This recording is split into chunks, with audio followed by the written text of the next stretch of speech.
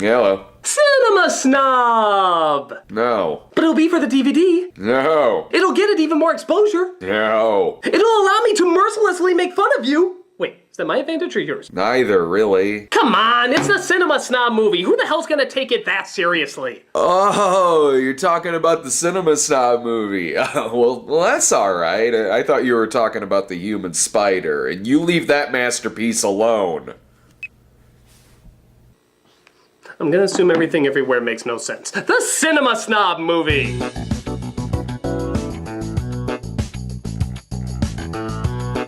Cinema Snob, deemed the classiest person on Channel Awesome despite the fact that he reviews porn, gives us an origin story on par with any fantastically great character, mine is being fantastically great. It's the most goofy, exploitive, violent, in-your-face film since Shafted a crossover with Deep Throat.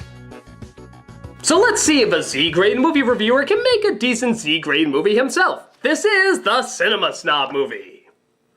We start off with all the incredible landscapes of Springfield, so really just 3 shots, as we see Chester E. Brad on the side of the road trying to talk to a movie producer. Tell me what you do. I'm a writer, a screenwriter. We've already got a director for this project, and as you can see, it's already typed out. We've got the equipment. Is anyone really listening right now instead of asking the question why there's a mustache on his binder? Was the binder so embarrassed to be in this movie that it donned a disguise? What inanimate object would be so afraid? Damn it, Hat! You have a title for this film? Black Angus. Oh, Jesus Christ. No, that's the sequel. Black Angus Jesus Christ. We're trying to cash in on the Pure Flix market. You came into my office about a year ago, pitched another movie like this. I've pitched a lot of movies in my day, yeah. Yeah, it was something about a casino getting flooded during a hurricane, and the customers have to fend off sharks that got loose from a busted dam. Oh my god, he made Sharknado? He actually looks exactly how I imagined him. I know that you help fund low-budget, independent films shot by potential filmmakers in this town. And I'm not just saying that because I look like a hybrid of both Jay and Silent Bob. You've got nothing.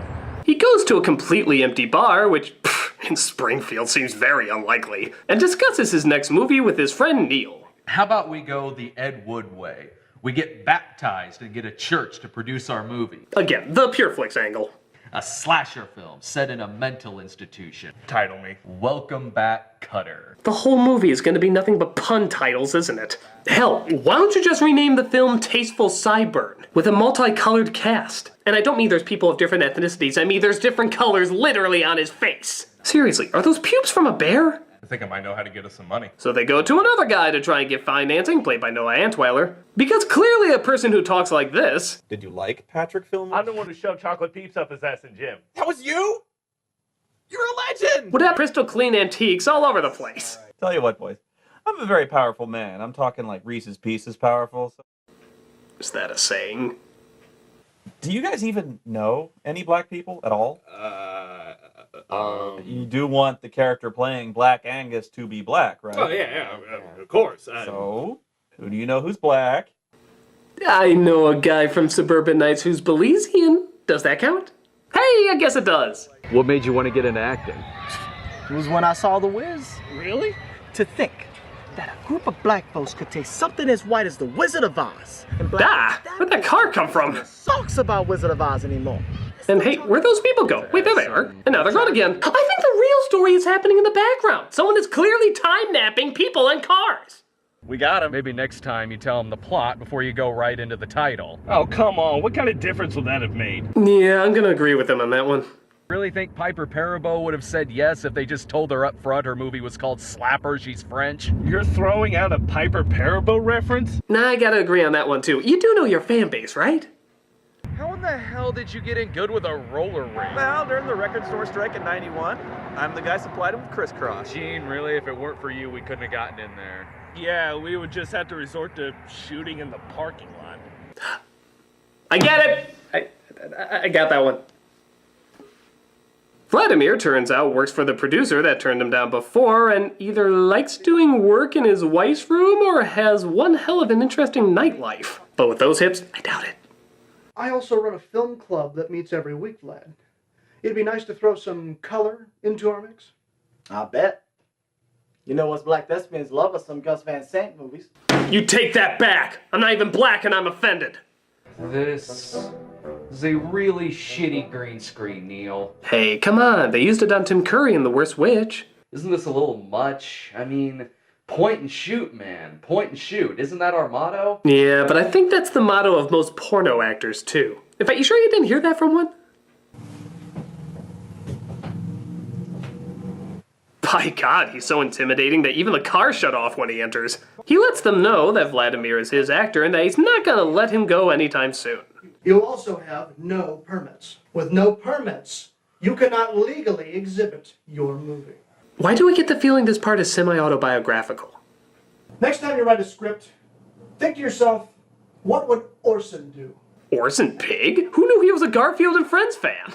They decide to get the help of Gene without realizing they already got the help of Gene, and pretty much spend all their time getting help from Gene. Gene, do you think you could get us an anchovy pizza? Yes, but only because we walked down the street from the bar just so we can walk in front of it again. Just blame the alcohol, which I'm pretty sure is the tagline for the movie, actually.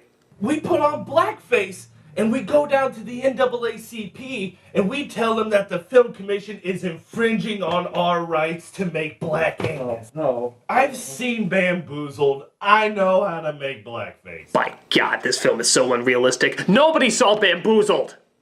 The next morning, they cure their hangovers by meeting at another totally empty restaurant. Again, given this city, there should be a lot of hungover people there. When he comes up with the idea to disguise himself as, what else? A cinema snob. Pillows, front and back, Roger Ebert. 80s and 90s Roger Ebert. The Ebert? Do you really want to admit to people that you gave Rookie of the Year a positive review? Hey, that movie gave us the term funky butt loving. You shut the fuck up! You could have at least brought up that you liked Cop and a Half. Here we go. You can trim my sideburns, but leave the spirit gum. He finally comes out in the traditional snob wardrobe and enters their film group. Vincent, come meet the others. I would love to meet the others. Oh, excuse me, I was just busy standing still and looking at nothing. And what better night to join than on Being John Malkovich night? What? We watch Being John Malkovich, and then we pause the movie every time we want to talk about something symbolic that happens. We also host a Reading Too Deep into Wachowski panel if you're interested. The only problem is he has to pick the next movie. He manages to bring a film that grosses them all out, so of course, they all love it. And then she ruined everything. Marla Hooch. He does manage, it seems, to make a friend with Nancy, played by Jillian Zarowski. Hey! Vincent, I see you've met my wife. But murder is afoot as one of the movie buffs is killed that night. The next meeting, it's announced what happened as the investigators are looking into prime suspects. You're on the list. What list? The film committee list, jackass. Hey Vince, need a ride? Good lord, yes I do. Good luck with the investigation. Yeah, we'll keep in touch. We'll call you when we figure out what David Fincher film we're in. So they go to, obviously, the only bar in town, which, once again, is completely empty. Seriously, why is every place in Springfield empty? I think I just answered my own question. If I had a guy come up to me and say Caligula was his favorite movie, I'd say, where have you been all my life, and can I stick a flower up your ass? Some more shots for the road. Well, you usually have to finish your first drink before you order shots. Unless a daiquiri car bomb is something. They obviously hit it off as we cut to Pervy McPurvison watching Dummy McWindow Never Close and gets what's appropriately coming to him.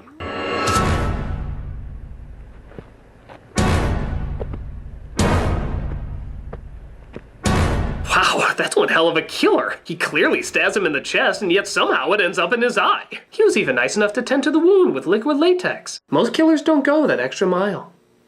Looks like Jerky Boy there was jacking it in the bushes. And then he had a tussle with someone. Yeah, some folks don't like it when people talk on their cell phones in public. Oh, come on, you couldn't even go with long-distance calls will kill him? Once again, the murder is brought up at the film club.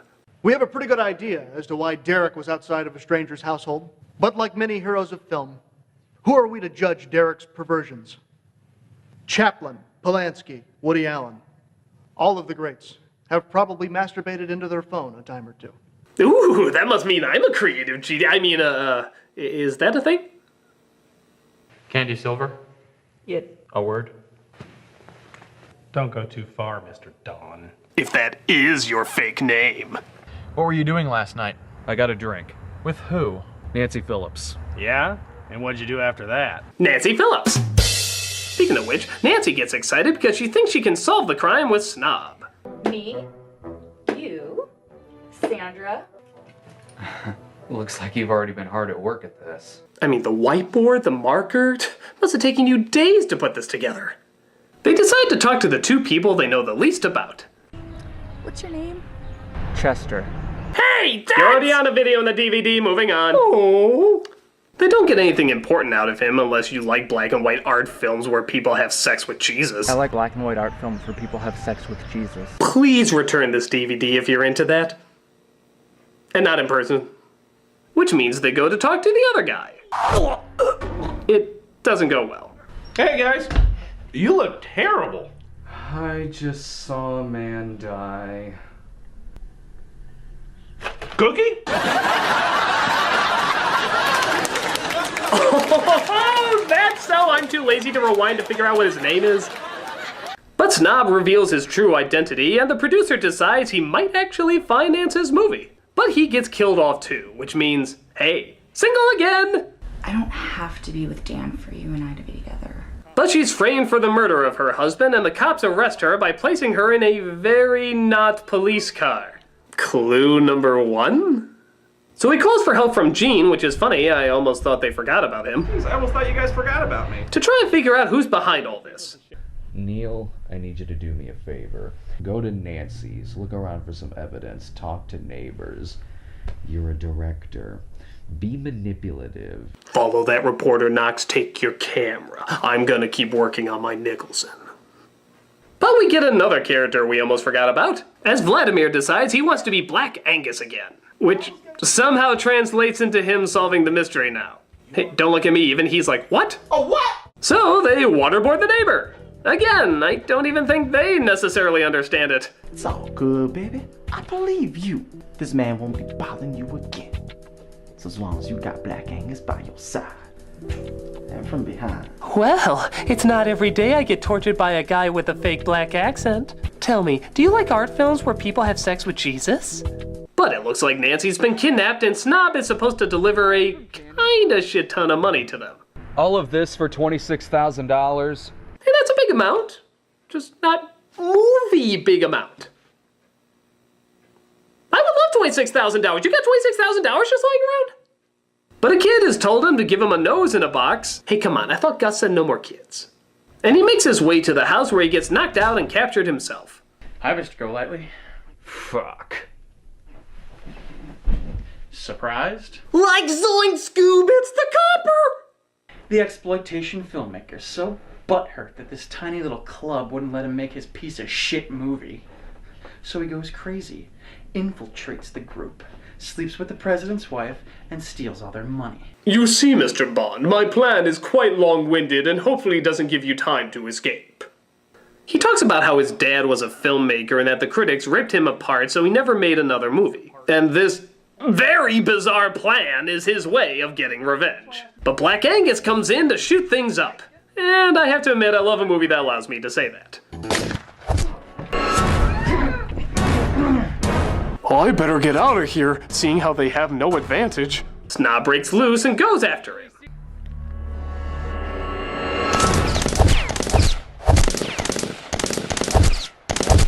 Really? He holds that gun like a super scope and somehow he hits him 3 times? I wouldn't trust him to get past a level of Duck Hunt. I kind of like playing that douchey film snob prick. Maybe there's something to that. Look, just do me a favor first. What's that? Shave. Me my head, right? No, don't do that. You'll look like a drug dealer. Well, what if I wore a White Castle hat? Then you look like a drug dealer for White Castle. Okay, Taco Bell it is. Now that was the Cinema Snob movie, and honestly, despite the corniness that I pointed out, it's actually pretty funny. The movie is kind of a goofy exploitation film while they're trying to make an exploitation film. But it also stays true to the comedy and the style of the Cinema Snob while also having some good commentary on film in general. Yeah, it's corny at times, but it's also very likable. It's got a lot of good laughs and is definitely worth checking out. And seeing how the Snob doesn't mind that I review it, I guess there's really no other cameo I can have at the end. Black Angus, motherfucker! Black asshole! Oh, come on, man, come on. Why you gotta play like that, okay? Now look, alright? Now I'm just trying to make a living here, alright? So excuse me for trying to do the best that I can. God! It's just no good these days, these people. Door's over here.